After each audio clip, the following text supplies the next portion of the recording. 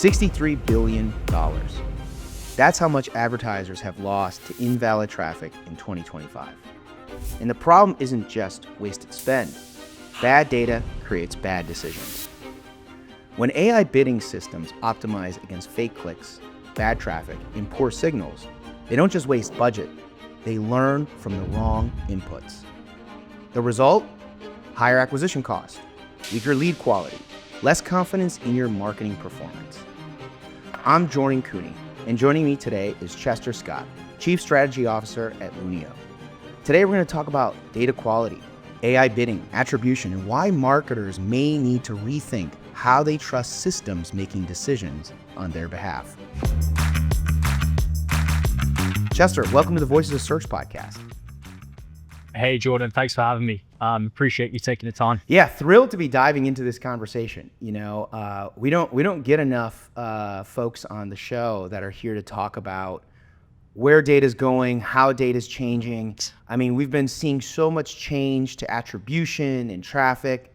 But before we get into all of that, tell us a little bit more about Lunio. Tell us a little bit more about what you guys do, and give us a little background on your role there. Yeah, sure. So maybe I'll start with myself and then I'll move into Lunio. So as you're aware, I'm Chester, currently the Chief Strategy Officer at Lunio. But first and foremost, I'm a marketer. I spent the bulk of my early career agency side, both independent before moving into big network. Worked on some of the biggest accounts across the UK, European, Middle East, and APAC markets. Managed a bunch of different channels inside of that arena. And I've also, though, had the pleasure of working client side as well. So worked in two different retail e-commerce conglomerates, one in Southeast Asia at Central Retail, and then the other in the UK in a global role at the Hook Group, looking after their beauty effort. In addition to that, I have also spent time platform side, an early employee of TikTok across the Middle East, Turkey, Africa, and Pakistan, leading their pure play e-commerce vertical. I was the person that took their auction solution into the market in that region. I've launched a bunch of interesting commerce solutions. Live shopping was one of the first pieces that we launched, TikTok Shop, so on and so forth. So I had the luxury of working, let's say, in all three areas, which sets me up for having a relatively unique vantage point, I would say, in my current role at Lunio. So if we come on to Lunio specifically, Lunio was actually previously known as PPC Protect, 7-8 years old as an organization. We became Lunio as we grew up as an organization. We became multi-platform in 2022. And first and foremost, we started out as a click fraud, and some might refer to as invalid traffic solution, ingesting clickstream data from search platform, predominantly social platforms. As we became Lunio, we classify that traffic through proprietary detection algorithm to understand, the difference between high quality traffic and traffic that is maybe of lower quality, or at the very worst end, fraudulent, and that has no propensity to go on and purchase. But the reality is that was our starting point. Click fraud was our starting point. We have always had this ambition to eliminate paid media waste. And paid media waste is obviously a much bigger arena than click fraud itself. And so we're starting to make inroads on that strategy right now. And 2026 is a big year for us. And as we move into 2027 as well, when we will venture into those additional waste vectors and sort of help add value to customers beyond just click fraud and invalid traffic. So I think this is a largely misunderstood topic by a lot of our listeners, right? I guess SEOs, for better or worse, just take traffic at face value. I think paid search marketers have become highly reliant on Google to help them make many of these decisions. Why is a technology like Lunio helping brands understand where fraud is happening, where quality actually sits in terms of the internet's traffic? Yeah, I think there is a necessity for advertisers, both sort of brand direct and agencies to leverage third party solutions, whether that be from kind of a traffic verification, whether that be from a data perspective, whether that be from a measurement standpoint. Because I think that by leveraging third party solutions, you ultimately are taking back control. You're not passing over the control ultimately to the platforms, that are incentivized to drive high quality results for themselves. And so I think first and foremost, it's about making sure that as an advertiser, you are taking as much control as you possibly can, that you're validating everything that you possibly can. And ultimately, that should drive improvements in performance and long-term marketing effects, as opposed to, potentially driving short-term marketing effects or efficiencies, I probably should say, and forgetting about actually the overall effectiveness of what you're buying, how everything kind of integrates together. So I think it's more around, verification, due diligence, and just taking as much control as you possibly can to make sure that you've got your own interests at heart. I don't think we can rely on, other parties to do that for Yeah, us. no question. And like you've got this like vast experience across marketing channels, right? Like I mean, you've done social, you've done some paid, you've got a lot of different like experiences. When you look at these, like I think a lot of marketers think that there are certain verticals that are more susceptible to fraudulent traffic. You know, the two that really come to mind are social media and affiliate type traffic sources. But that's not necessarily true. Fraud probably happens in all different verticals. Tell us more about that and how you all have, in your own experience as well, and at Lunio, you all have looked at this traffic challenge by vertical.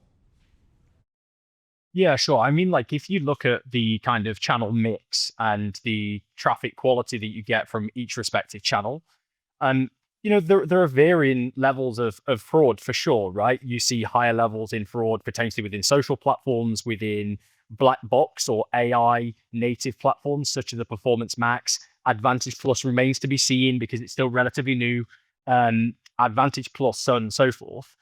You tend to see higher levels.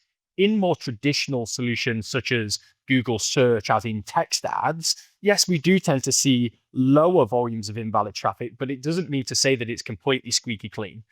And I think that where we potentially come unstuck is looking at a relatively small percentage and not thinking that actually trying to improve that relatively small percentage can't have big impacts in absolute terms. And that's because of the volume of investment that's going through those channels. And I think there's also a reality that, fraud within the former of what I just suggested, the social platform, search, shopping, PMAX, shopping, etc., is quite obvious as to why there might be fraud, where there might be. It's quite easy to understand. Whereas when you think about sort of traditional search or you think about an LLM, where the incentives for fraud maybe feel a little bit more abstract. They're a little bit harder to get your head around as to why somebody might be doing something because there's not a real kind of immediate obvious incentive. But that's not necessarily the reality. And, I think as marketers, sometimes we're guilty of trying to find the big thing. What's the big thing that's going to move the needle? When in reality, we're all probably just trying to find what are maybe the 5, 10 things that can drive marginal improvement that add up to that big thing. And so I think that that's the really key thing, particularly within the most sophisticated of advertisers, is they're ultimately trying to find marginal improvements in absolutely everything that they do in order to drive big effects when compounded together.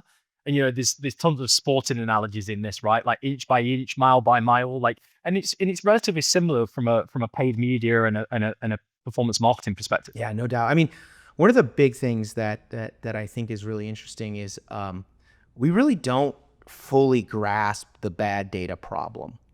And we're in a very tricky moment in digital marketing as an era, which is as we've seen AI now become much more prolific. We now have new channels of discovery.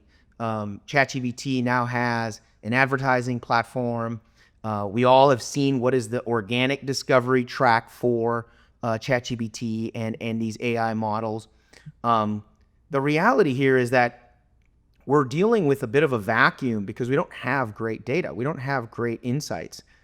But when you think about the data problem and you think about the measurement problem, how much of this challenge is, scrupulous bad actors versus bad data versus just like the evolution that we're seeing in the market? Let me try and break this down into three core areas. I think one, because I think everything that you just said then there, I think that there's probably multiple challenges that sit inside of that. So let me try and break that down into something that's a bit more digestible for me to be able to answer. Firstly, we've got a significant amount of diversification in channel mix. We've gone from having a relatively straightforward kind of meta, traditional search, maybe bits of shopping, and maybe a bit of Snapchat and TikTok. But what we're now seeing is a significant diversification across that mix. There are more channels than ever today that we need to think about how we plan, buy, optimize. And I'm talking about traditional search, social search, shopping, PMax, AI Max. You've got the new entrants from ChatGPT. You've got TikTok in the mix. You've got Bing and all of their respective ads. You've got social search. And so that kind of ecosystem is bigger than it ever has been before.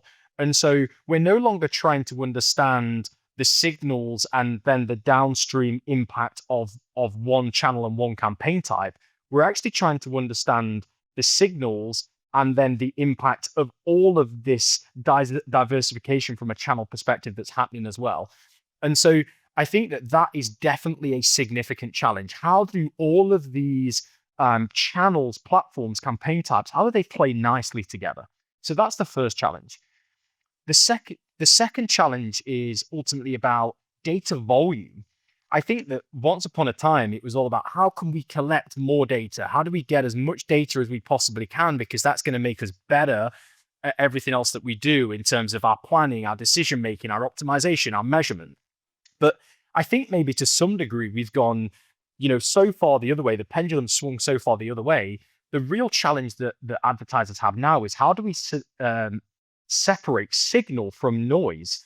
What data points and signals are actually important in order for us to be effective, and what actually is a nice to have, but it's not business critical and it's cluttering those decision-making processes. So that's equally a significant problem. And then you've got the measurement challenge, right? And I think you might have used some examples there in your question around GA4 and other solutions. It's now using model data. I think that measurement for the largest part is still relatively unsolved.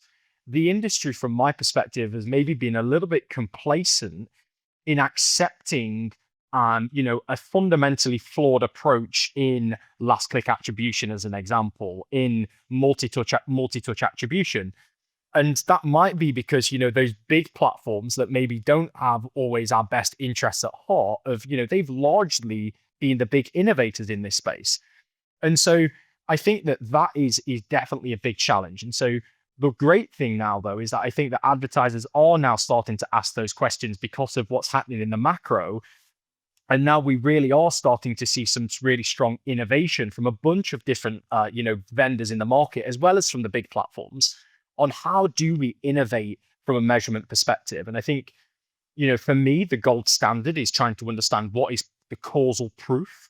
How can we develop a scalable system that leverages causal proof?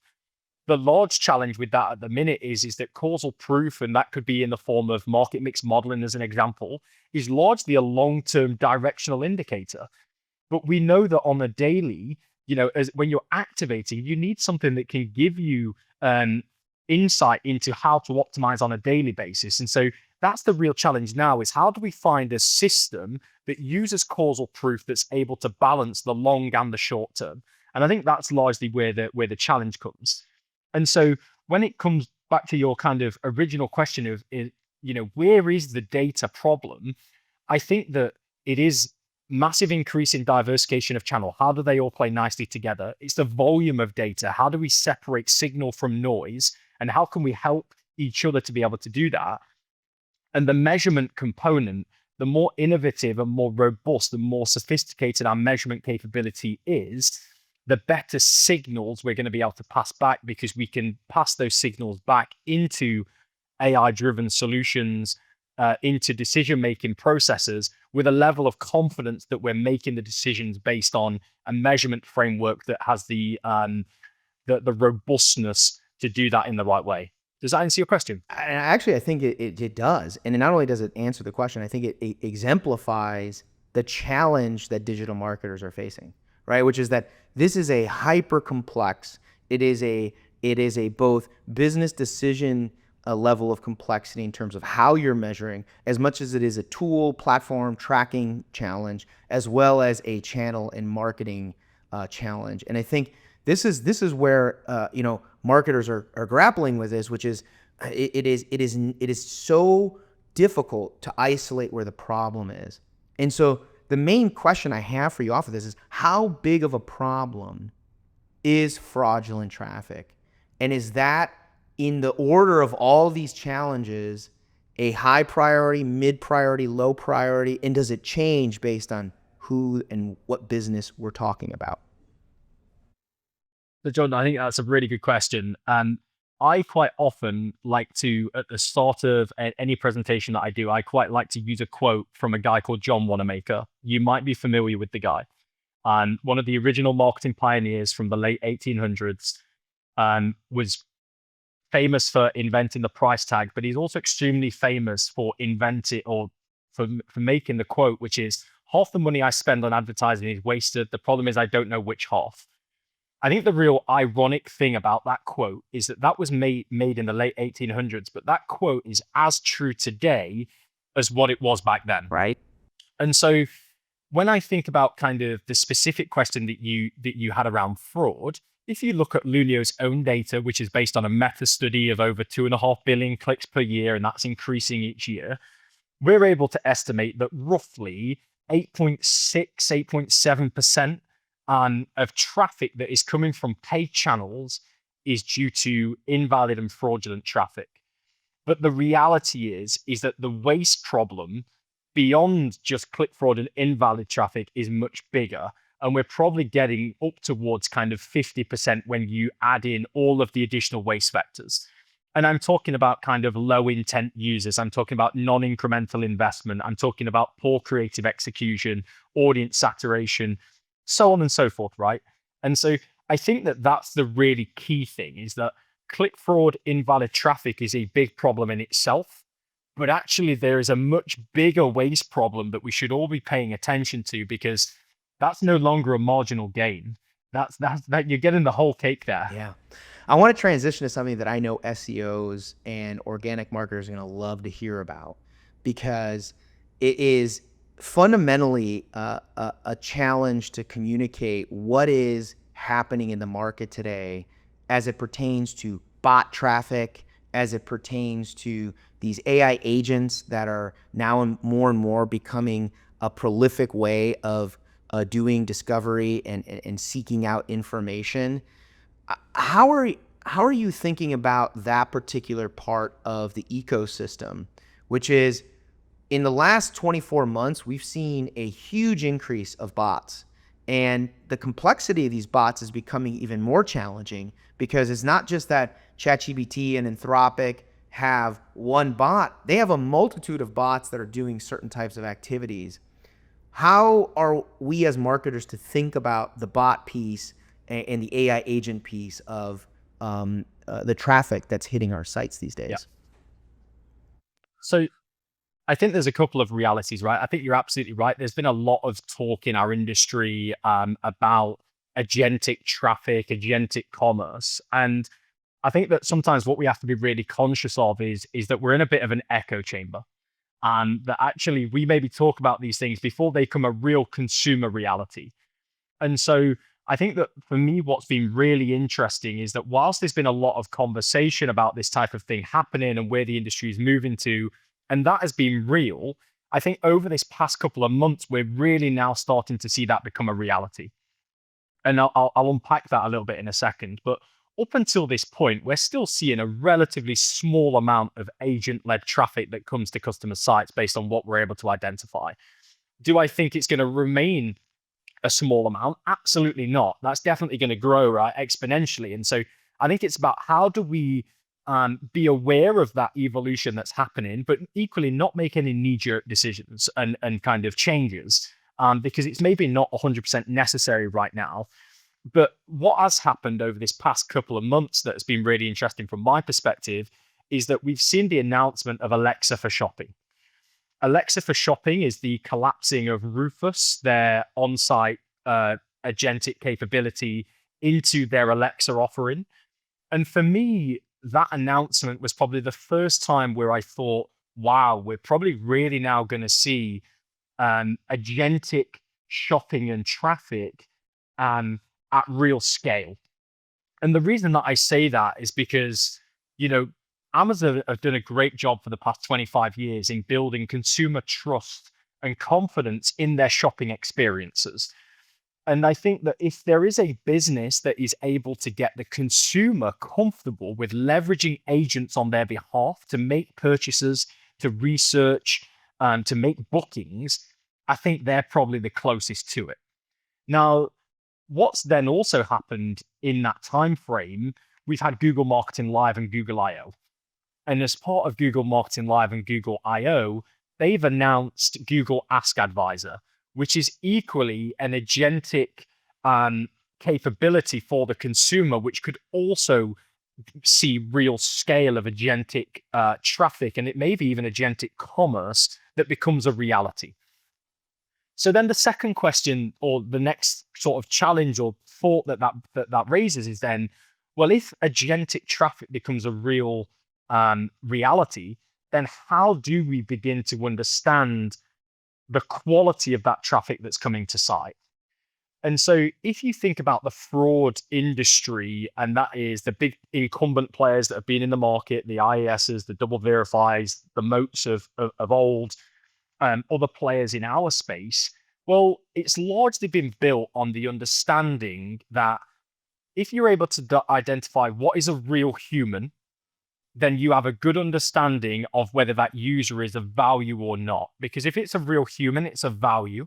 And if it's not a real human, then it is either of low value and low propensity, as a chance of low propensity to purchase, or it's fraudulent.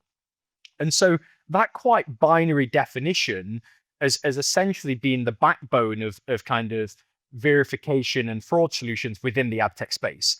Now, with the rise of agentic commerce and us now accepting that that's going to become a reality, you know, that completely changes the picture, because we're no longer having to understand what's a real human and what's not. We now need to understand what's a real human, what is a bad bot, a fraudulent bot, or a fraudulent user, and what is a good bot, a bot that's maybe there with real human intent. And that ultimately means that the old way of thinking collapses to some degree. Now, as I said, that doesn't mean we all need to panic, right? This is not changing immediately, but it does mean that we need to think differently. And so if I think about the early thoughts around this from a Lunio perspective and what we've started to work on, it's all about intent, irrespective of the source of the entity of that traffic.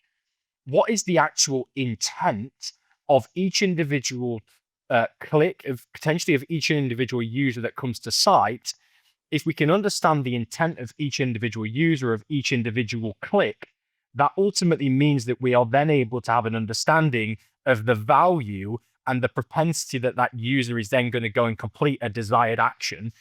And ultimately, that means that you can then remove out the bad.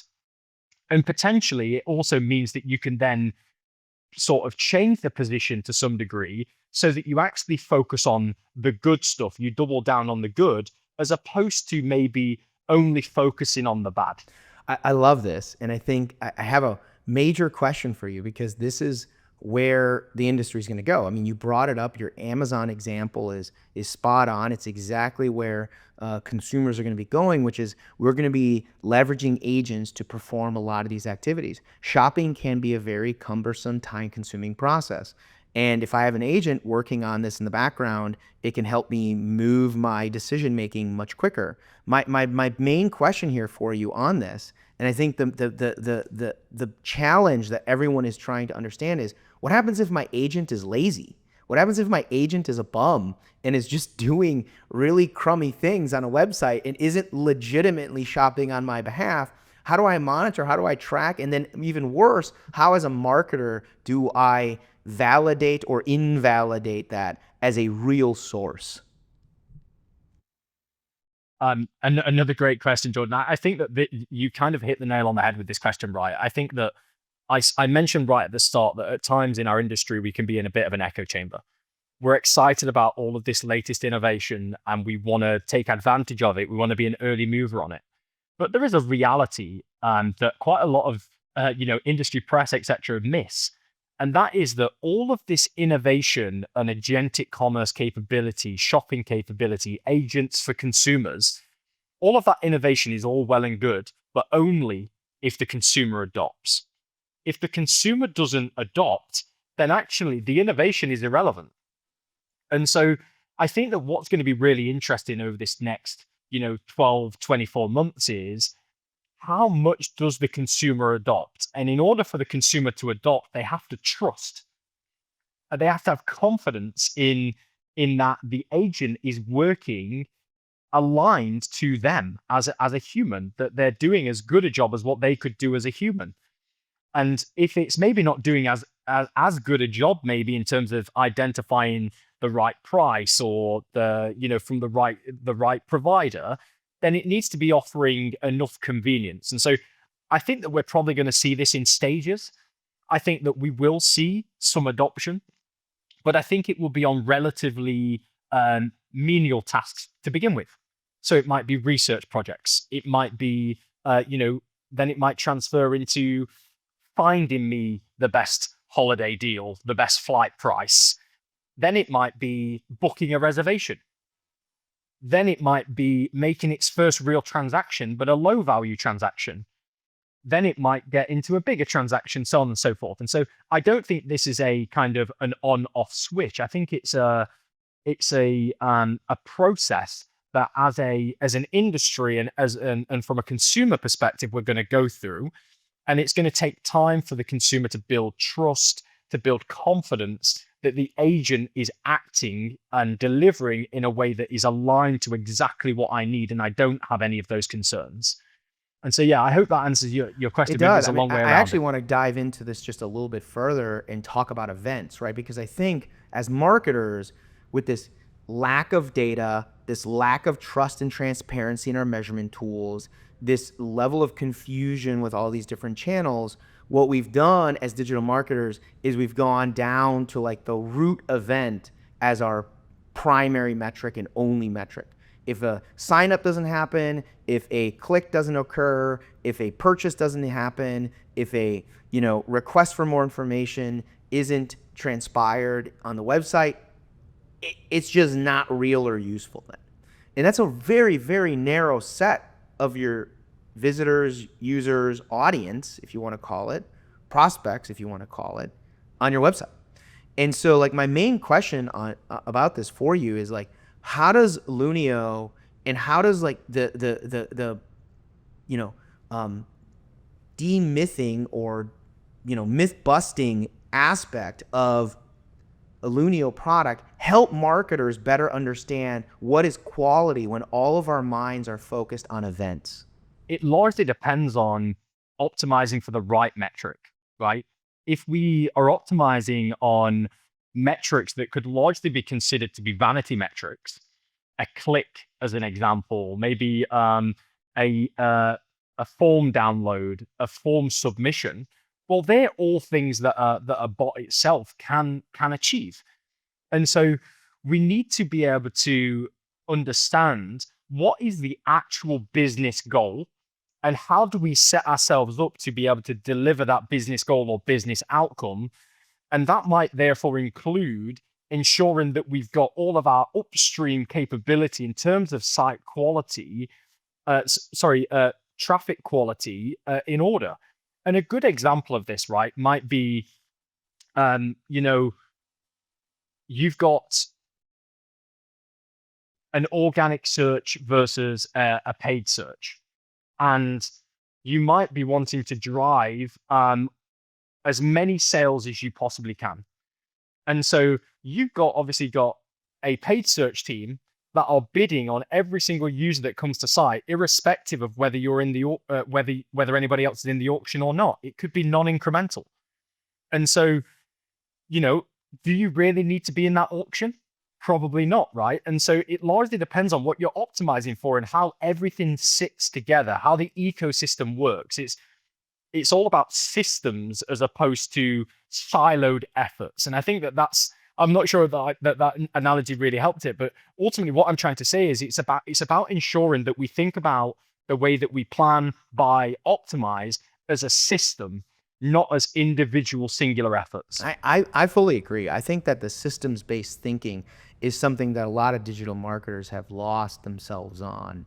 And there was a whole era there where digital marketers were building their own paid search systems and their affiliate tools and all these other ways to better evaluate and determine what is a useful channel. And we've kind of just like, I don't know, for lack of better terminology, become lazy and relied on entire ecosystems that are provided by the advertiser themselves, right? Google's GA4, Google's Search Console, right? And so there has to be this middle ground where we're using third party, our own capabilities, as well as the advertiser's actual technology to help us elevate how we perform in digital marketing.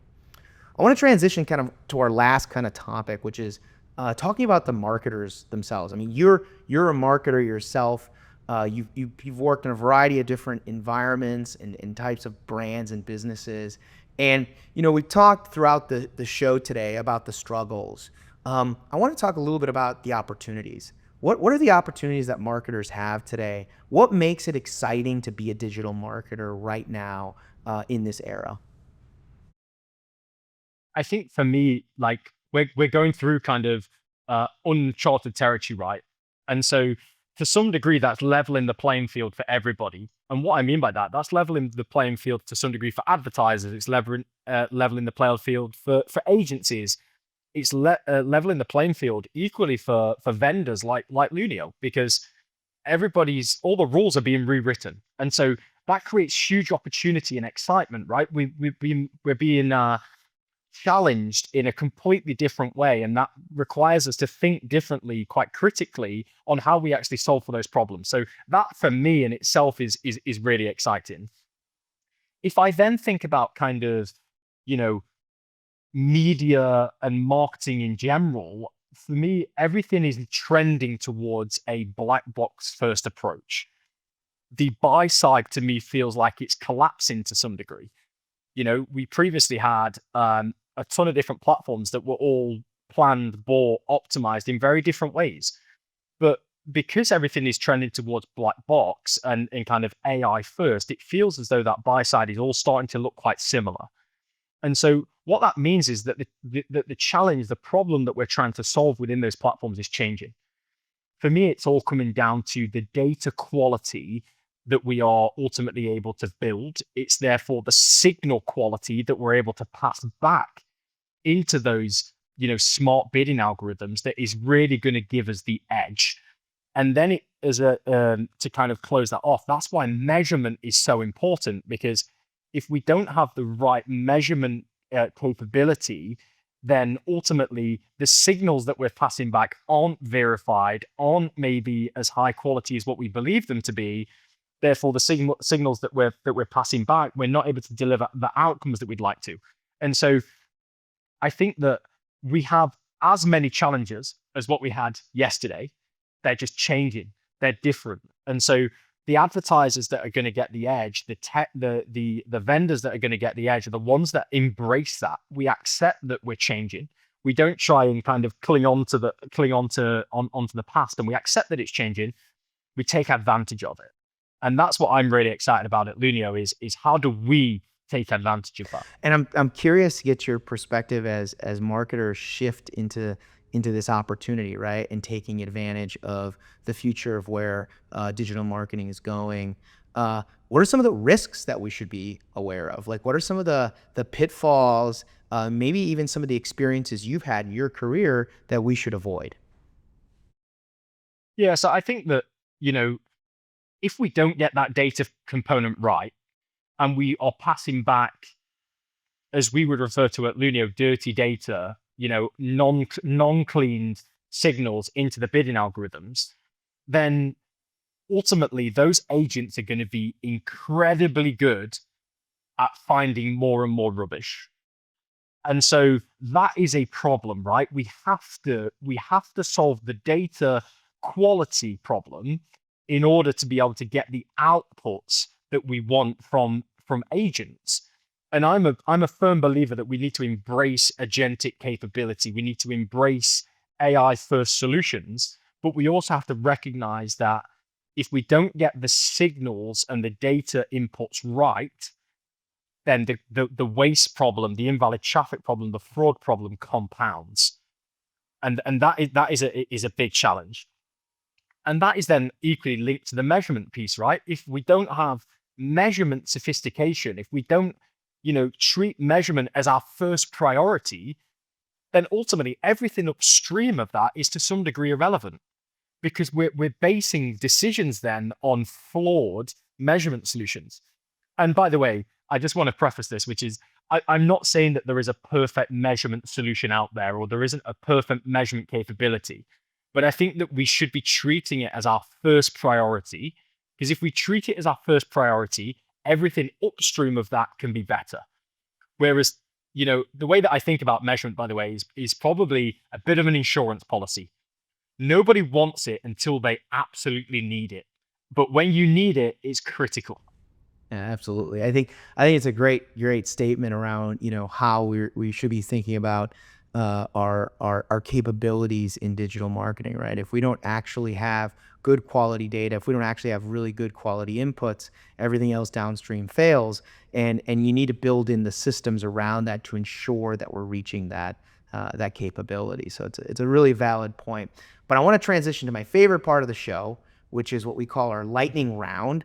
So Chester, I'm going to ask you 5 questions from the themes that we discussed today, and I'm going to have you give me a 30 to 60 second answer on each. Sound good? That sounds good. Awesome. All right. First question. What is the most overrated marketing metric today? So I'm actually going to give you two. I'm going to give you a really obvious one, which would be clicks. Optimizing for click is one of those vanity metrics that I spoke about in a previous question. That is not a marker of what's good and what's bad. It is it's a leading indicator, but one that is fundamentally compromised. So that's definitely one. The second one is a little bit more controversial, and that is ROAS. And the reason that I say ROAS is because it is probably the North Star metric for most advertisers, but it disguises the truth. And I believe that as an industry, we should be focused on marginal ROAS. What is the diminishing returns when we invest in a certain channel, platform, campaign, audience, creative, in order for us to be able to drive overall effectiveness? So marginal ROAS would be the focus. ROAS for me is the enemy. Oh, love it. Excellent. So next question for you, Chester, is what's one thing marketers are trusting too much? I would say their own measurement capability, and that's not every advertiser. But as I said in a couple of earlier sections, I think as an industry we've been complacent around measurement. We've largely relied on last click attribution. It's fundamentally flawed. It overcredits certain channels. It undervalues others. And actually, for me, in order for us to be able to drive overall effectiveness, for us to be able to drive real improvements, we first have to solve the measurement problem. If we solve the measurement problem, everything else upstream can be more effective. Absolutely. What's a major misconception with AI marketing, specifically paid or organic? I think that it's going to solve all of our problems. And I think the second part is that, you know, that the human is no longer needed. I think that couldn't be further away from the truth. I think the reality is, as we've spoken about throughout this podcast, is AI is absolutely incredible at delivering on against the objective that you give it. But if you're optimizing towards a compromised outcome because your measurement is not right in the first place, or it's being fed information that is fundamentally flawed in the first instance, then it's useless. The data input, the prompt, whatever it might be, but the input is critical. And that's where the human comes in. That is the role of the human moving forward, is how do we fine tune the input in order for AI to give us a better output? But human oversight and augmentation for me is still business critical. What is a major marketing signal that digital marketers should be paying more attention to? I kind of answered this in my previous question. I think that I would say marginal ROAS, Yeah. and incrementality. I think that we need to try and do more as an industry to get closer to that answer in order to be able to drive overall effectiveness. And I think that overall effectiveness ultimately is what will drive growth and market share wins over time. And so I think, yeah, marginal ROAS and an incremental contribution. As we look ahead, maybe 2, 3, 5 years ahead, what is a measurement that marketers wish they would have been tracking sooner? I keep these questions are leading into each one, Jordan, but I would absolutely say, obviously marginal ROAS, because that's kind of what I answered to the previous question, and it's directly tied to this one. But ultimately, I think if you look further upstream of that, I think it's about trying to validate, verify the quality of the input and tracking that the quality of the input, not just accepting that all traffic is equal, because it's absolutely not accepting that all signals are equal, because they're absolutely not, and doing more to understand the quality of each individual input, which allows you to deliver the better outcome. Absolutely. And that wraps up this episode of the Voices of Search podcast. A huge thank you to Chester Scott, Chief Strategy Officer at Lunio, for joining us. If you'd like to contact Chester, you can find a link to his LinkedIn profile in our show notes or on thevoicesofsearch.com. You can also visit his company website, lunio.ai. If you haven't subscribed yet and want a daily stream of SEO and content marketing knowledge in your podcast feed, hit the subscribe button in your podcast app or on YouTube, and we'll be in your feed every week. Okay, that's all for today. But until next time, remember, the answers are always in the data.